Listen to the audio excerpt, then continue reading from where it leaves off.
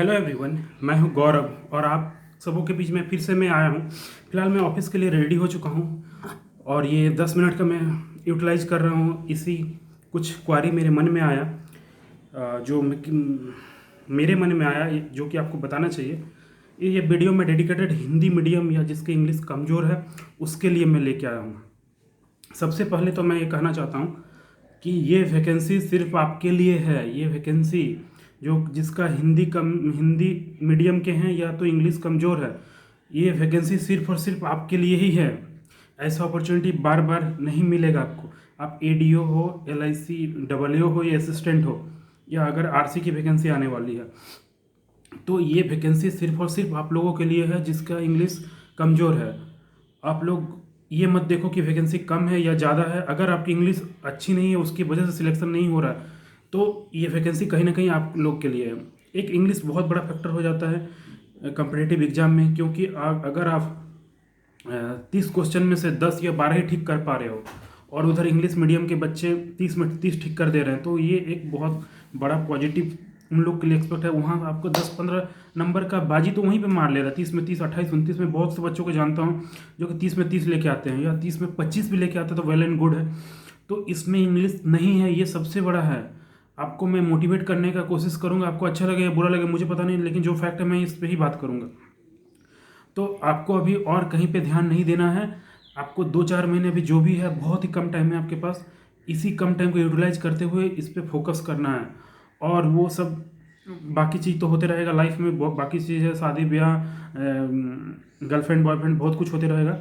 लेकिन इस तरह आपको टाइम में वेस्ट नहीं करना चाहिए, बिल्कुल भी वेस्ट नहीं करना चाहिए। जितना कम वेस्ट हो, सुबह उठ जाओ आप, सुबह उठ के पढ़ो। आपको जैसे भी जब भी आपको याद होते हों, मतलब याद करने लायक कुछ हो।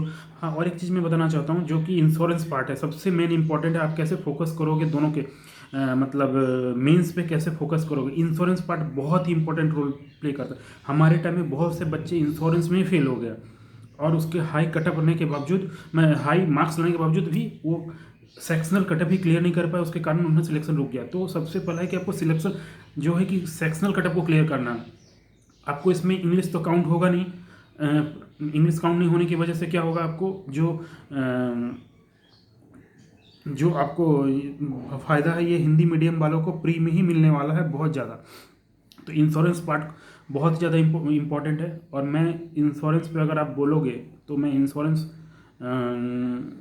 के जो क्वेश्चंस है, लाइक, क्योंकि ये मुझे जब भी मैं आपके ऐसे प्रिपरेशन स्टेज में था तो भी मेरा क्लियर नहीं था, मुझे समझ में नहीं आता था कि क्या होता है राइडर और क्या होता है पॉलिसी और क्या होता है एलआईसी। मुझे थोड़ा सा भी नॉलेज नहीं था इसके बारे में।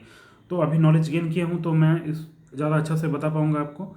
और आपको कैसे प्रिपरेशन करना है, इंश्योरेंस पार्ट ये आपको याद रखना पड़ेगा, ये आपको देखना पड़ेगा। इंश्योरेंस के लिए सबसे पहले मैं बताना चाहूँ, 2 या 3 बुक्स हैं, मैं वो पढ़ा दूंगा, पूरा बुक्स ही पढ़ा दूंगा। मैं कोशिश करूँगा IC 1, 2 एंड 38, आपको सब IC 38 जो कि एजेंट लोग एग्ज़ाम देते हैं उसका, वो उसमें सारा बेसिक रहते हैं, लेकिन मैं और करना चाहूँगा, आपको ऐड करना चाहिए IC 1, 2 और IC 38। ये 3 बुक आपको इंश्योरेंस सेक्टर में पढ़ना पड़ेगा, तब आप पूरा डीप नॉलेज उस पर ले आ पाओगे।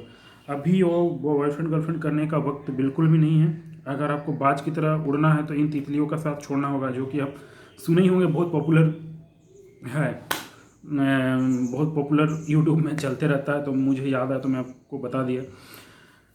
बस आज के लिए इतना ही। बहुत सारा मैंने वीडियो आज बनाया है, अपलोड करने की कोशिश करूँगा। कितना टाइम मिलता है ऑफिस में उस पर डिपेंड करता है। Thank you, bye.